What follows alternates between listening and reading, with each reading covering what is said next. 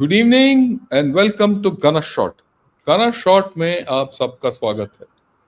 Today we are going into technology. Recently, the government has come up with a scheme to scale up research, development, and innovation in strategic and sunrise domains, essentially in the private sector. And we're going to talk of it today. And joining me to talk of it is General Rajiv Narayanan and General Harimohan Iyer. At the outset, welcome to today's discussion, which we are turning away from Pakistan and China and the rest. Okay, and we're going to talk of something with technology as to how we're going to use this technology against others, and how we need, because we all know that we are a little shy in technology as a whole, right? Um, Now, to set the ball rolling, what I'll do is, uh, as you know, recently the cabinet approved, a research, development, and innovation scheme, basically for research and development in strategic and sunrise domains. Now, it's got a corpus of 1 lakh crore rupees. The idea is to provide long-term financing or refinancing. Both are there with low tenors, low interest, or nil interest, so that uh, private sector gets into R&D. All right. So far, private sector has been cribbing. We don't have R&D. The whole idea is encourage the private sector to scale up research, and the aim is to hit the sunrise and strategic sectors, right? And these strategic sectors and sunrise sectors are not limited to defense. There could be economy, economic security, and self-reliance, and everything. Now they're also looking at the financial aspect of this whole story. How do you transform the financial structure to support all this? Because at some level you need to have a structure which can stitch together all this from womb to tomb.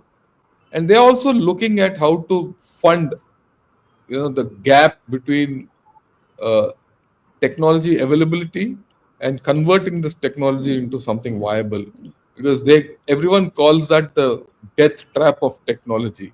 In technology terms, it's called TRL 7 to 9, right? That is technology readiness level 7 to 9, where things have to start coming on ground. Then they are also looking at supporting acquisition technologies, which are critical or high strategic importance. This is very important, because if you don't have to reinvent the wheel, this is like getting technology from outside. Acquire that technology and implement it here. And then, of course, they're looking at deep tech funds, a deep tech fund, and a deep tech fund of funds for India. A very forward-looking thing.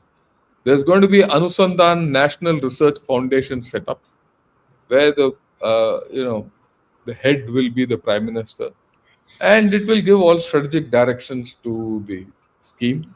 Plus, there's going to be a lot of empowered group of secretaries headed by the cabinet secretary, who will be responsible for approving various schemes and so on and so forth, to look at the nitty gritty of the whole thing and ensure it is. Like, this is the broad uh, you know outline of the government, which personally I feel it's a very good thing, because I think after a long time we are waking up to deep tech. We are waking up to strategic technology in a wholesome, holistic manner, right? Uh, it is with this in aim, and see how will this roll out. What are the issues which are at stake, and what are views, because sometimes these things tend to be bureaucratic. How can we improve upon it? How can we discuss all this? I have with me General Rajiv Narayanan and General Harimohan Iyer, right? I've spoken quite a bit. I'm going to withdraw from speaking and let both of my compatriots, both incidentally are from IIT, right? And we all three are involved in some aspect of this thing which is going on. Only thing is, we have been doing it at personal level, at I wouldn't say institutional level. We are doing it at institutional level, but low down the chain. Hopefully, this will push us up the chain, and that is why we are discussing it. Personally, it is important for all three of us, and I think as a system, it is important for the IIT and the government, the defense forces, and everyone that we get this thing going. And as we go along, there are some interesting developments which are happening. We will come back to you to discuss those issues which align with these policies. Right. With this, I'd first request General Rajiv Narayanan. Yeah, you have your say, please. Sorry, I've Thank you, taken sir. up time. Yeah. Always a pleasure to be on your channel. Yes, I will come to that. My concern is the too much of bureaucratization, and I'll just explain. But this is a very welcome addition that at least we had always been cribbing that our R&D levels are very low, 0.64%. By giving this 1 lakh crores, and people who are listening in the US, this is 1 trillion US, 1 trillion rupees fund, and it's a long term fund. So it's a very, very, very, very welcome change. Now, the issue is that while you are saying that you're pushing for private sector to come into R&D, but the Anusandhan Research Foundation was set up last year. The CEO, we can proudly say, is an ex-IITM. The Dr. Shiv Kumar Kalyan Raman, he was selected last year. He is the CEO. But in the functioning, he is placed only at the executive council level. He is the CEO of your ANRF. You just pushed him down the ladder, and he doesn't have the power to clear any funds. What is the structure? That is my worry. You already had a Vigyan Dhara scheme under the Ministry of Science and Technology for capacity building in the same spheres. You have allocated in this budget around 1500 crores of rupees. Where does that fit into this? There is no clarity on that, because the procedure that they have given is the ANRF, chaired by the PM, will give the strategic direction to the RDI scheme. Good. So who are the people there? Minister of Science and Technology, Minister of Education, Principal Scientific Advisor to the government has been made the secretary. Why not the CEO? What role has the Principal Scientific Advisor to do here when ANRF is functioning and you have made a CEO? Why the Principal Scientific Advisor? And you're saying key government officials, means the CEO is what? Just Babugiri to note down the minutes and create this? That I find is very, very surprising, the manner which has been orchestrated. Again, the Executive Council has the Principal Scientific Advisor who is not part of the ANRF. He's again been made the boss of the Executive Council. And the secretary here is the CEO of the ANRF. That means he has no role. You've handpicked him to decide everything for the foundation. You're not giving him a role in how to spend this money. And they are only approving. Who is clearing? The CABSEC and the empowered group of secretaries. These are generalists. What will he know whom to give and whom not to give? I don't find any of our military for the defense. I don't find them anywhere in the decision making. We talk so much about need for funding for evolving and emerging technologies. Who's going to give it? The defense secretary? I thought our own deputy chief should have been there, or at least the CDS should have been there. Because they are talking of ministry officials.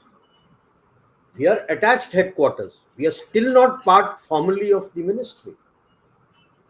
The CDS should have been placed there, my personal view, because again, what they have said is it will be given as a long-term loan. I'm sorry, R&D doesn't function on loans, because you can never pay it back. You're not sure when you're doing the R&D whether it will be successful or not successful. Long-term concessional loans for startups, most welcome. Sunrise and strategic sectors, you want to give long-term loans for this thing, but innovation, incubation, ideation, which is part and parcel of R&D, doesn't function on loans. Abroad, all these labs which they have their R&D, the private sector, are given grants. They're not given loans. When they have produced a technology that can be applied, which they transfer to a startup, the startup is given a loan. यहाँ तो मामला ही उल्टा कर दिया है. You're giving the R&D a loan. There is, I find it something, while they have taken a wonderful in creating this fund, too much of bureaucracy involved. And we have noticed in all the departments where too much of bureaucracy comes in, things don't fructify. Will the private sector step in such a case? You want him to do R&D. You're saying that, okay, from here I'm going to fund you, but you're giving him a loan. How can he be sure whether a project on R&D works? I would have preferred if they had gone down the ISRO route, empowered that CEO, give him a CFO, and then from there, between him and the scientific advisor, start pushing things around. Then I felt it would have been a better thing, because the scientist understands the need and the problems that an R&D faces. They have been through that, they understand that. So while it is a wonderful step, I wonder how much it will give a push. Yes, startups, it will give a wonderful push. I'm very sure about that. The acquisition of technology, it will give a wonderful push. How much of R&D push, I feel it is up in the air at present, how much it will work. I'll leave it at that. Yes. Right. Fine. So what you have said is generally it's a damn good thing which has happened. It has got issues. Acquisition of technology definitely will work, right? It's a matter of Yes. bargaining. The startup ecosystem, we've had experience for the past 5-6 years, so things will move. But technology investment by private R&D, people might not come in, because why would they invest in something which they don't themselves know it's going to go ahead? There's an issue related to this. I'll come back later, and that's an issue I think which we need to discuss. Yeah, let's get General Harimohan, your views on this whole thing and macro view. So, firstly, I agree with General Narayanan. There's too much of bureaucracy involved. The moment you put a empowered group of secretaries to control a fund, there's going to be a lot of effort to get the funds. The second point, which they are very conveniently camouflaged, is that 70% of this money is coming from the technical grants, which are anyway going to the universities. So by and large, what is going to happen is it is taking it out from one box and putting it into another. So today there are a large number of people who are doing research fellowships. I do agree some of these people are not producing any valued thing; they are just using money. But that notwithstanding, there is some amount of bad blood which is going to come up, especially in our training institutes and especially technical institutes, because they are going to be starved for fund, especially the second and third tier colleges, which grants they were getting earlier from the government will possibly dry up. And there are a lot of analysis on it which says that while old IITs may be able to weather through it in the first 5 years, subsequently only the others will catch up. So there is a catch to it. It gives a lead to the old IITs, especially IITs like IIT Madras, which has already got a research park up and running, 100 plus startups which are there on ground. It will be a huge benefit for such an organization where both the sides of the coin is already ready. But when you look at the others, I'm a little skeptical, because this 1 lakh crore is like a googly. It's huge amount of money which has been shown. But then add to it, they have said 5-year period. They have added that near zero interest. I don't know what it means. Near zero could be 5% also. So I don't know how they are going to distribute this money. The third issue is it will take at least 5 years once the research starts for it to reach production line, especially in this kind of technologies that they are targeting. Because we don't have any a foothold in these technologies. Green energy technology, we are still struggling in that. Even in the defense, AI, etc., we are in the bottom rung of that ladder. So the money, by the time it starts generating funds for these startups, it's going to be a very long period. There is somewhere they have said that the government is willing to buy back, which they are using the American model. And if it works, then some amount of money will come back into the system. But personally, I am a little skeptical as to how the money will flow. And it should not so happen that your PhD and research scholars are suddenly struggling because they don't have grants. That's one part of the story which I wanted to flag. Secondly, they have taken a lead from the American system. The American system works because all their universities, let's say MIT, etc., they are tied up with the big term industry. You know, the industry may be in America, the manufacturing may be happening across the world. They are already established. And here we are in a system where we are trying to do everything ourselves. We are expecting our startups to suddenly start performing in world standards.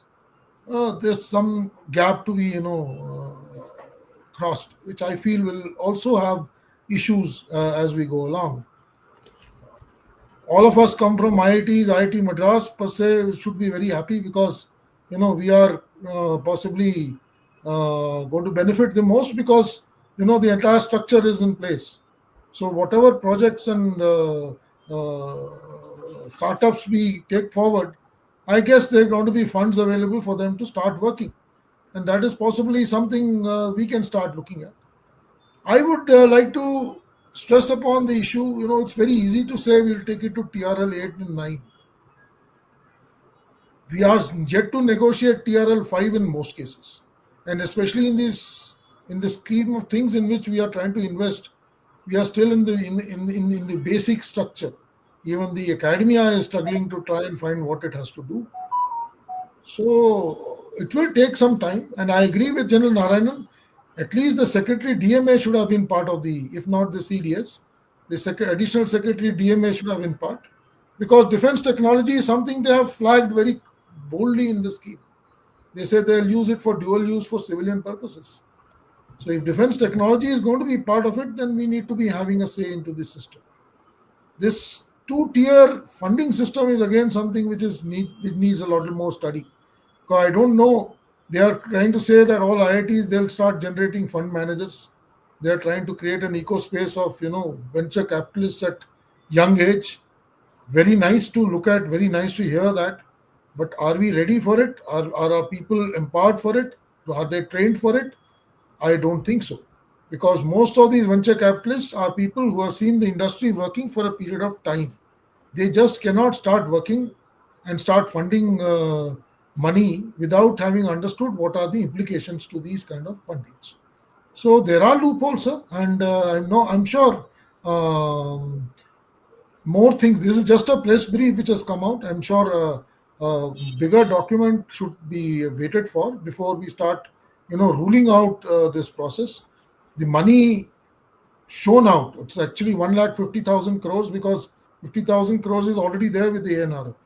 So this is a huge amount of money which is being, sunk into research, and definitely old IITs which have got established setups, they need to take value from this announcement and start putting their right foot forward. That's what I feel. Yeah, thanks a lot. I think both of you raised very valid points. I'm going to raise a very fundamental point which I want your views, and then we'll take it forward. I have 2-3 issues. One, I'll talk of this technology readiness level business, and the second, we'll talk of private enterprise, whether they'll come in or not. And third, we'll see how the government has to behave and organize itself. So these 3 issues, if we can tackle, will be good. What I request is these questions which I ask, this be a little brief so that we can tackle more issues. The first thing is this business of technology readiness levels. You know, uh, for any technology to reach a technology level 9, which is supposed to be the deployed technology, you have to start at zero somewhere. Okay.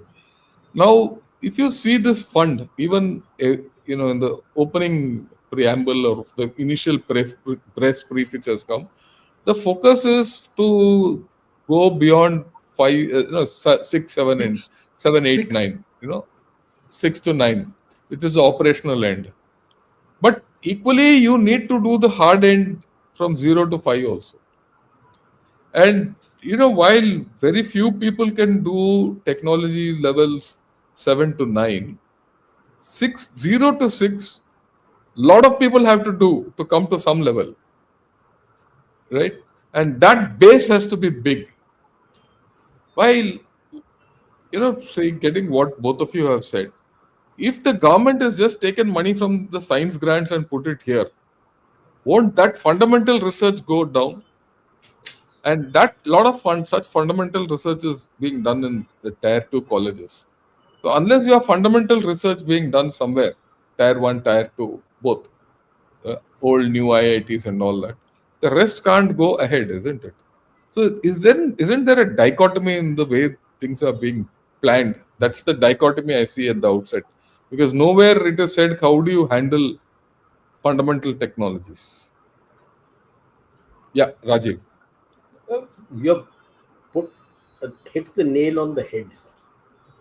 Because while you may look at TRL levels 7, 8, 9, bulk of the funding and research work is done between 1 to 4 or max 5. Because you don't even know will you will go beyond 5 or beyond 4 in a particular line of research that you're planning to do. If you're doing 10 on a similar field, 10 different types of R&D in a similar field, you'll be damn lucky if you can get 3 to 4 to fructify to that level 9. You'll I'll be put it very as lucky. one, No, I'm just one. saying 3 to 4, being very optimistic that I am. Then suddenly you're talking that that is where I put the point, Nasir, concessional loan. And the point which Hari has given, that if you're taken it out from here, the point that you're making, where does this fundamental research work, pure science research work, who's funding them now? How do they do it? You can't just jump up to 9. That means at the initial moment, as I see it, you are pushing more and more quietly towards acquisition of technology at this time. You're not even looking at basic fundamental pure science. So pure science, once you have understood and reached some level, only then you can go towards applied science. Applied science just doesn't come from the air. You need to have your basic strength in pure science, understand and absorb it, then you will be able to know, the scientists will be able to know, or the students who are proceeding that line will get to know how to apply it. अगर basic वो fundamentals के लिए funding नहीं है, I have my doubts, serious doubts. It may look nice on paper, 1 lakh crores. I could be wrong.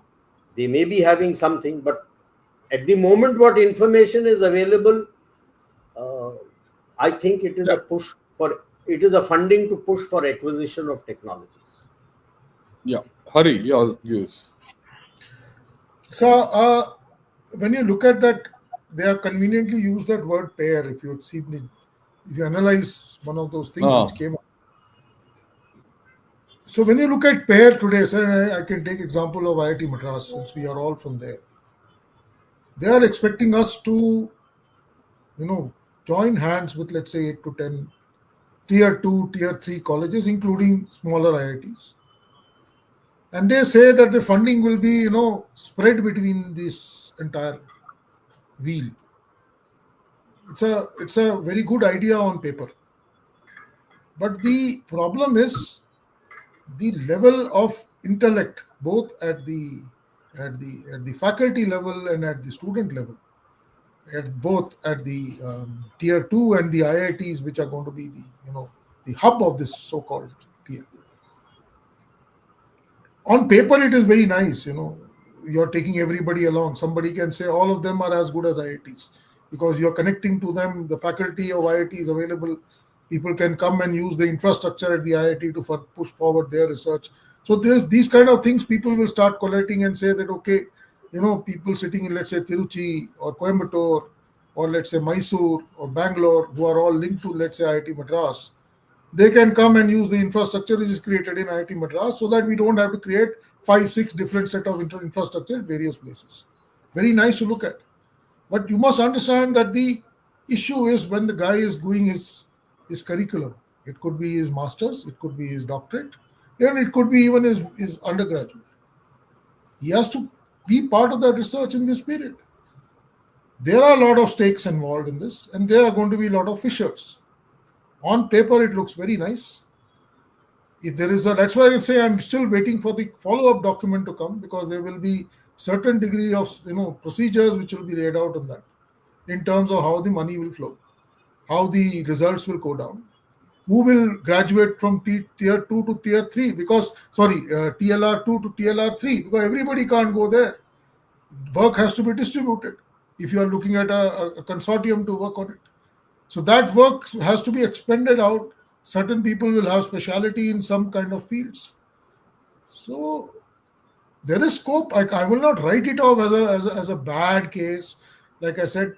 But then there are too many imponderables at the moment when you look at the press brief and whatever is available on the net. In fact, I've been spending a lot of time on the net for the last 2 days, trying to ascertain as to how this is going to go forward.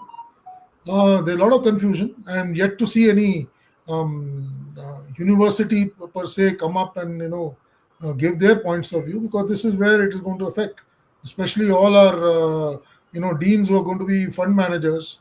They are all going to be struggling to find grants for various departments, because the money is going to get held back for like you said, TRL 5, 6 and 7, whereas we have not even crossed TRL 3 in most cases.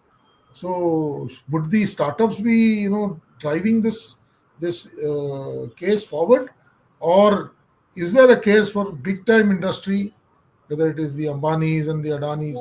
Are they going to come in and start investing into this, saying that there is money already available, and possibly take home the kind of results which come out of it? Because it's a competitive market, nobody is going to give money for nothing. They all want to have something in return. It's worth watching, sir. But I think when I was going through the entire documents, they are taken IIT Madras as a basic structure, because that we have that's because you have everything with us. Yeah, that I and agree with you. now that they have created one in Bombay and Kanpur, they feel that a similar thing can come up like a GIF in other places. I agree with you And I'm there. sure this money is going to come from this corpus only, all these research parks wherever they create. Creating a research park is not the answer.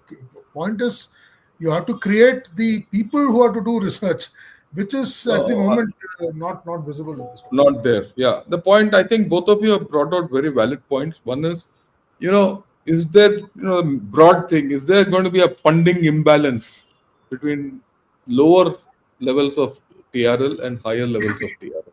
That's the thing which is at stake. The second thing is, creating these master and, hubs and spokes and all that. It's nice to say hubs. We are all part of IIT Madras, all three of us, and we are very happy to say IIT Madras is fully equipped to do that. But my question is it fully equipped to do so? I don't think so. And we must be honest. We must be honest. Because we don't have a structure. Just because IIT Madras has made a research park, it doesn't mean you can take on research for sunrise technology and strategic industrial technologies and all that. That's a different ball game. That's a completely different ball game. And thereafter, to manage 10 or 12 other institutions under you, as a hub, the whole ball game is completely different. For which I don't think IIT Madras is capable of handling at this point of time. You don't have the structure, you don't have the organization. We might have many things. Any of the old IITs, sir. Just look at the dean. Firstly, We are at least one month trying to give funding to the department. Now you're telling the dean you'll fund the tier 2 and tier 3 also. Yeah, and that's the point. The point is, you see, all these chaps who are now in IIT Madras, We've created some structure and all that, but none of them, I will dare say, including the director, have much knowledge about what happens and how things happen in other universities, other institutions. And IIT Madras is probably the best placed, but even here, I find it not up to there. And I think very serious thought has to be given to this. Very serious thought has to be given to how this whole story will go forward. Otherwise, this will come a cropper. And I go with what General Narayanan and Hari have said. This is a damn good system for acquisition technology from abroad. It's a very good system to promote startups at this point of time. But what you need to do to create technology and own technology is still up in the air because there's too much haze as I see it. Okay, before I go further, I'd like to spend 1 minute on what is technology readiness level, TRL. When you are looking at technology, there it has to be ready to be deployed before you convert the technology into an operational system. So you start with fundamental research at TRL1. That is where you start saying, okay, atom can be broken into 10 parts, this, that. No, as per my new technology, I can break this atom into different parts in a different manner. That's the beginning of the technology. And then you progress 1, 2, 3, 4. At each level of technology, you get a new step in and a new method of handling that initial problem in. When you come to, TRL 9 or 11, it depends on how many TRLs you people put it, right? At the top level, that is operational. That is, you deployed. So that atom which you broke at TRL 0, here is an atom bomb at TRL 9 or the top TRL. In between, it is there. Till about TRL 5, which is mid levels of technology readiness levels, it is basic research. It is development of research. I'm not going into great details, I'm going mota. 6, 7, 8, 9 is when you start getting operational. 6, 7 is basically proof of concept type, right? And 9, 10, 11, or depending on which scale you're working out, is or 7, 8, 9 is you convert that proof of concept into something for trials, you carry out trials, and the last is when you deploy it. So this is the thing. So when you say today TRL, the second bottom of half of TRL is fundamental research, which is carried out by everyone. So I just thought I'll put this because I saw a question, and it's a very valid question, fundamental question for everyone to understand. Okay. Now the next thing which I want to highlight, and we'll have a discussion on, is where do private chaps come in into this whole story, and what level do they come in? How do they fit in? If you're going to give them funding, and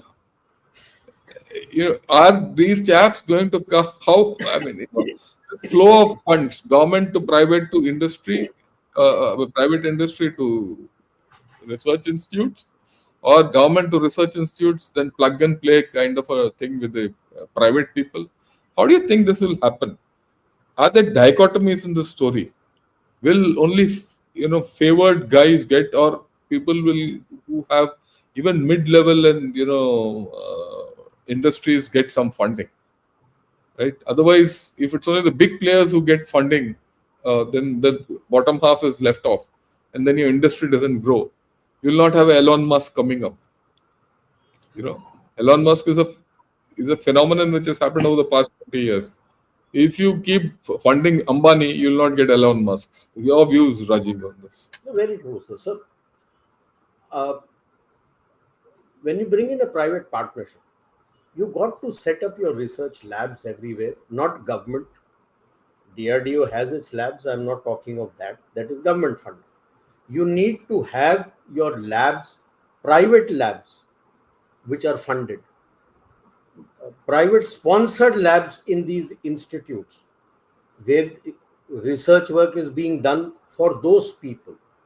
But unfortunately, our private sector is just not interested in R&D.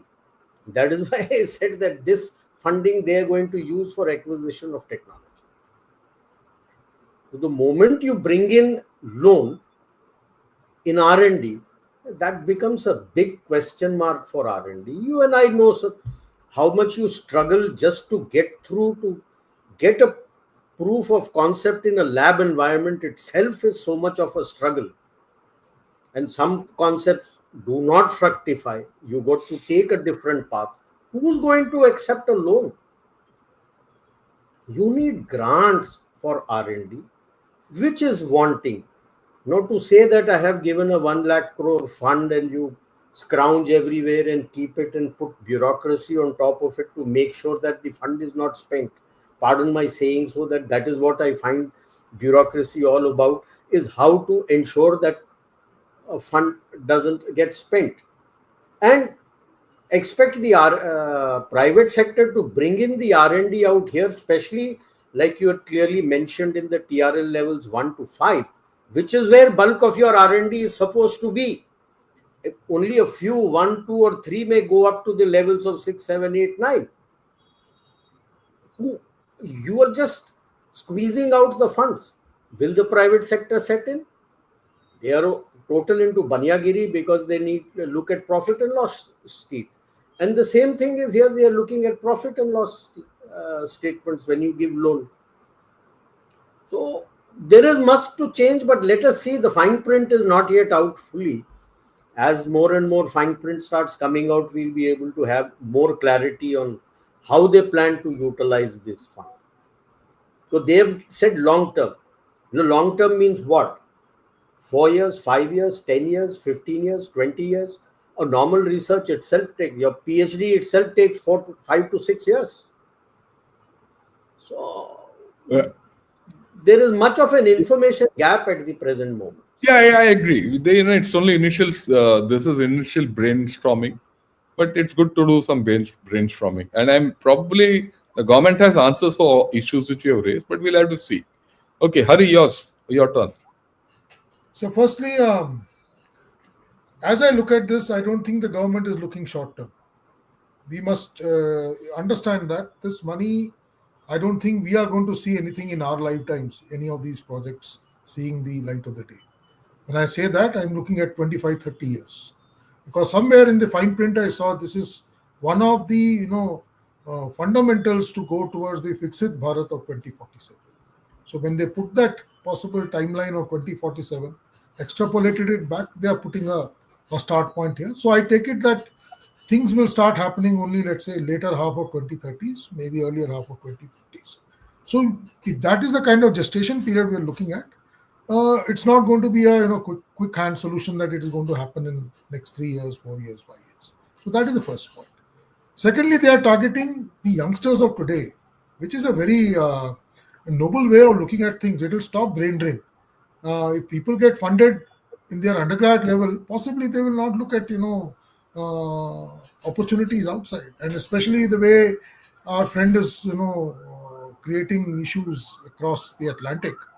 There are problems today, and people say that there is no money to keep your brain inside India. So this could be one kind of a carrot which they have dangled, and I think we should give that kind of a look to it. The third issue, sir, if I was to extrapolate it, when I look at this scheme, it looks very similar to the American scheme which they call as Small Business Research, SBIR. So when you look at small business, we are looking at SMEs, MSMEs. Those kind of things are what people that are going to be targeted, especially at the lower end of the spectrum. So I don't see Adani, Ambani and all coming into this game as of now. They're going to be lower end businessmen, venture capitalists, people who are willing to take that risk, people who are starting off now, people who want to possibly look at business in India and abroad. So it is something to look at handholding those kind of people who are starting up. Something like a Dhirubhai Ambani of, let's say, 1970s. So if somebody of that nature is picked up today and is handheld, possibly in another 15, 20 years, he will be it may not be Elon Musk, but definitely he can be a Mukesh Ambani, if I was to extrapolate it that way. So in that terms, whether you look at the way Americans are doing, they are also doing research. They are not giving money to the big end industrialists. They are using this fund for smaller business, which are small end stuff. Most of the production is happening outside America, incidentally, and that's why Trump is furious. He wants this entire business to come back because what this small business could not afford to have that kind of manufacturing in America because it's not cost effective for him. So that's why most of his production even is happening in countries like India, Philippines, Malaysia, China, etc., etc. So in our case, there could be those kind of industries which can be targeted, which are already getting funds from, let's say, America. And if that can be funded by us, and we keep that resource with us, possibly it'll make us a competitor to the finished product maybe 10 years down the line. Because all these research, whether it is India or America, they are all in the tier 2, 3, 4 levels as of now. Nobody has gone beyond tier 5 because all these are niche technologies that are yet to see the end of the date. So there is scope for catching up here. And I feel when you look at and I always use this as an example. When you open an Adobe software, the list of people who worked on it comes. Every line has got 3 Indians. So it is not that Indians don't have workspace. We don't have the kind of hand holding to possibly put it in our own spectrum.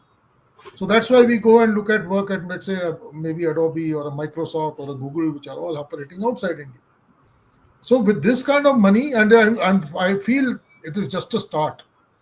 When you look at this kind of expectation, if you're looking at Viksit Bharat, you're looking at industrializing India, you're looking at making it as a competitor in the world, you need to put in much, much, much more. Possibly it is time when, all these 5, 10 years down the line, when these SMEs start finding feet, you will find the big players also coming into the game because ultimately somebody has to produce it.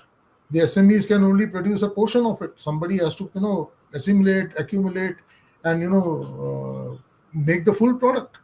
So there is scope to it. I will not rule it out totally. I personally feel very limited scope for defense manufacturing in this scheme because these kind of technologies are more oriented towards civil technology. Even if you read the fine print, they say in the defense they are looking at dual use technologies for civil purposes.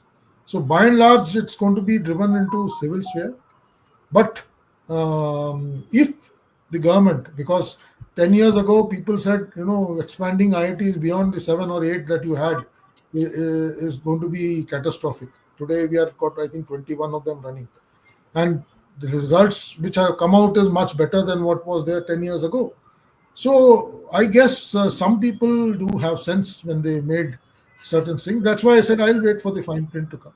It is not it's not a system which can be totally written off, but it is not something that we should be euphoric about also, because for the next 5 years your grants are going to be squeezed because this 70% of money which will go away, it is going to create a kind of squeeze, especially to tier 2 and tier 3 colleges because they don't have their wherewithal to sustain this kind of thing. They'll possibly lean on to the IIT hubs to help them out.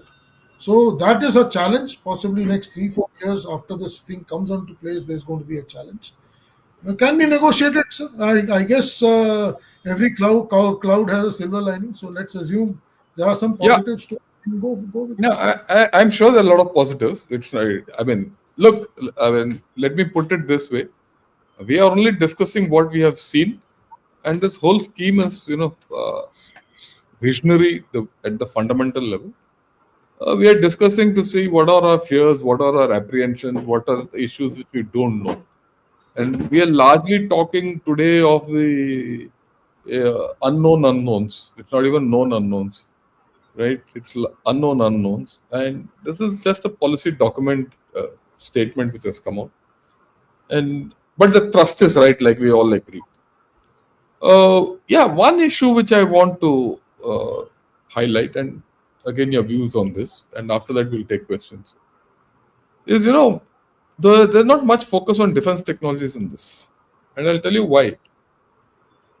Uh, it's okay to say dual use and all that, but most of the fundamental technologies today, whether you call it networking, space, communications, and whatever technologies are there today, uh, cutting edge technologies, they have come out of the fundamental requirement of the defense forces and fundamental research carried for defense purposes.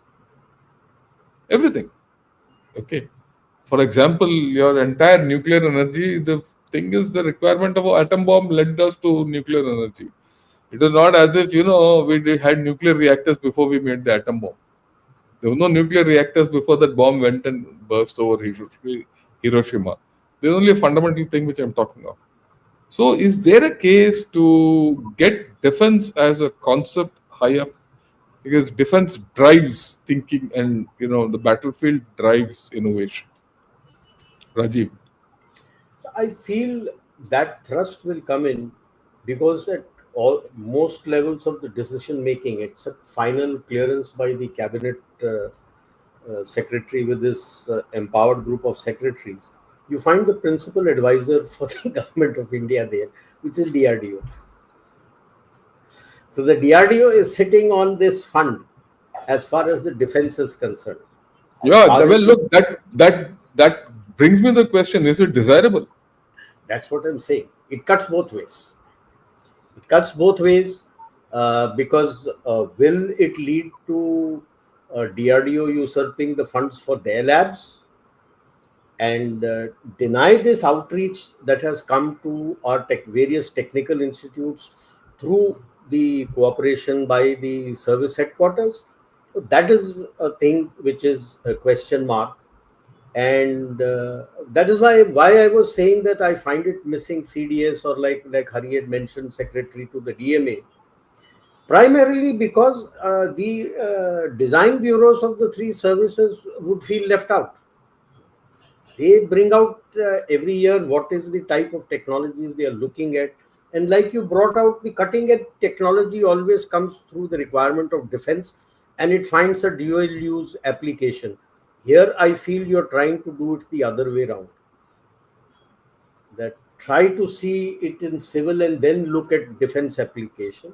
Most of the world over, most of these things have not worked that way. Like even if you look at AI, it was the need for robotics within the field, battlefield, which led to this autonomous intelligence that was needed inside the field, which led to artificial intelligence and which is now being used in the civil domain. So everything starts from the battlefield and comes from there till today. I do hope, and let's see, like I said, what Hari was also saying, let's wait for the fine print to come and see how exactly they are going to implement it. Well, I would have been happy if at least some representation of the CDS was there in at all three levels. Yeah, Because Hari. when the empowered group of secretaries are going to meet, who lays down the prioritization for funding? And like Hari said, this is 20 years. Are you looking at the way I have seen the bureaucracy means 1 lakh crores divided by 20? Are you looking at 5,000 crores every year? Not more than that. That's the worry. Yeah, Hari, your views. So, firstly, I think it is 1 lakh crores for 5 years, sir, not 20 years. So, I'm sure this money is not so badly going to be used. So, when I was examining it, they were looking at 5 technologies. I thought I must put it out. Semiconductors is low-hanging fruit, and I guess it is high time we, actually become masters in it, because there's a huge demand. There's a shift of, industry going out of China. China is currently the leader. I guess there is scope to immerse into it, and I think we are quite okay in the levels of research. Only thing is we don't have infrastructure to produce. So if I could say we may be in level 2 or 3, we can. And I remember, coming to IIT 10 years back, and our director then a professor was mentioning we can make a chip, but we are not able to make one. So it's high time we start making processors and chips, and possibly that is low-hanging fruit. And this is small business. I'm sure a large number of people can get invested into it, and this can be possibly the first which will see the light of the day, maybe 8-10 years down the line. So whether it is defense, whether it is civil, or whether it's export, it is going to benefit everybody, because we all need it, especially with the kind of monopoly that Chinese are holding on to this. So there is one thing which I feel we can go. AI and quantum, again, I feel like it's more defense today rather than other way around. So whatever research that happens in AI and quantum, it will be almost parallel. So by and large, whether it's civil application or defense application, it will be applicable time almost at the same time. And both are nascent as it stands as far as India is concerned. We are behind. We need to catch up. There is a lot amount of funds which is required. And if we are a software giant, as we call ourselves, it's high time we exploit our capacities. We have the infrastructure in terms of brain power to invest into this part of technology, and possibly this is the time if we don't take the bus now, 5 years down the line we'll be left behind. So that is one other part which I find there's going to be some movement. And again, it is low scale startups. And I think all these research parks, whether it's the one in Madras or which are there coming up in Bombay and Kanpur and the other IITs, possibly there can be growth in this sphere. And it's doable. Biotech, we are the pharmacy of the world. It's high time we start investing in our own biotech research. I guess there is a scope of taking over the patents from what is being held abroad and just not being a manufacturing hub. We need to be the one who's carrying out the research. There is enough scope, there is enough brains, and I think money given, people will invest into it.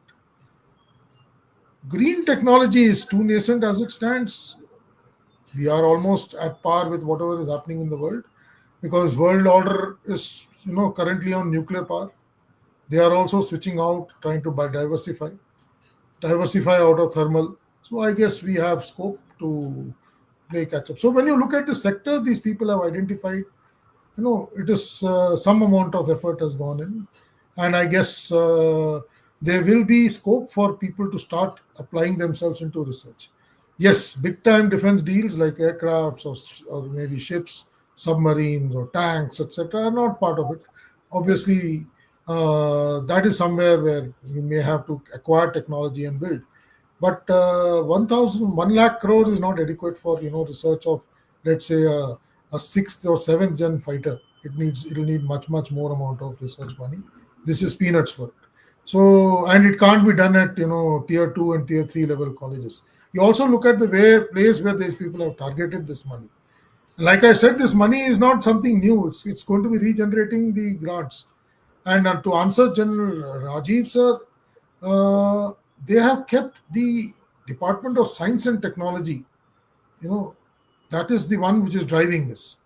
So they have not kept any other ministry, by and large, to interfere into it. So I guess it's going to be a purely academic kind of a drive with this money. And by and large, it is going to push people to take it beyond tier 4. And I must also put it across, when I was reading into the system, none of our institutions go beyond tier 3. TRL 3 is where all our academic institutions stop, because we don't have the wherewithal or the money to take it beyond. DRDO also takes it to only TRL 5. It is thereafter it is whether it's a DPSU or one of these industries which come up and make the prototype and put it for trials, and then thereafter it comes into the system. So if there is a continuum in terms of funding, when the same person is able to go from 1 to 9 in a sequential manner, possibly there is going to be continuity in the acquisition portion. And I guess that is what somebody has targeted in this. I guess again, fine print is due to before we make such kind of observations in terms of its efficacy. But I guess as an institution, especially the institution who's got a research park well embedded, we should be possibly the trailblazers to push this case forward, because a lot of wherever I read, everybody was talking about IIT Madras and IIT Bombay. So whenever in every article or every news article they talk about the research parks established, possibly we have tom-tommed it a little too loud, or possibly expectations out of us are very high. So maybe people in IIT, director and down, will have to pull up their socks, try and make a large roll-on plan, because again they said it will be based on a 5-year roll-on plan. So the funding is not going to come all across. So it will be based on a 5-year plan. So we should start, especially since we are already well entrenched into this kind of an infrastructure. We should start working out this 5-year plan, and I'm sure within that we'll be able to find a slot to, apply our minds to see a defense use of these technologies, because everything has, like I said, a dual use. Yeah, thanks a lot. I think a lot of good points have come out. What I'd like to tell everyone is, all these policies are great, all our views are great, all making structures are great. At the end of the day, a lot of this endeavor is human endeavor. And, you're changing this whole story is going to change the current human endeavor the way it is going on to something new. It will benefit someone, it will be to the detriment of others. So that human issue, how it is to be handled, is not clear. And that will ultimately decide where these things go. But I'm just leaving it as it's a thought for everyone. It's not a thing. I'm sure things will sort out. The hope is that things, we should hope for the best in this case. And it's a visionary step, and it's up to all of us to make that vision come true.